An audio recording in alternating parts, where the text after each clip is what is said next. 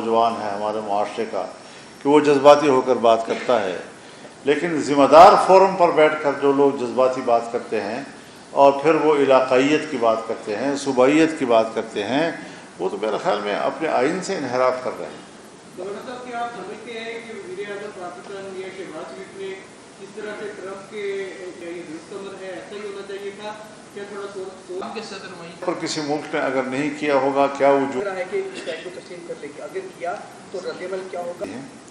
तो 26वीं तरमीम के तहत जहाँ पहले हैं तो 26वीं तरमीम के तहत जहाँ पहले ऐवान के 40% अरकान की मंजूरी ज़रूरी थी, अब 22% अरकान की मंजूरी ज़रूरी है।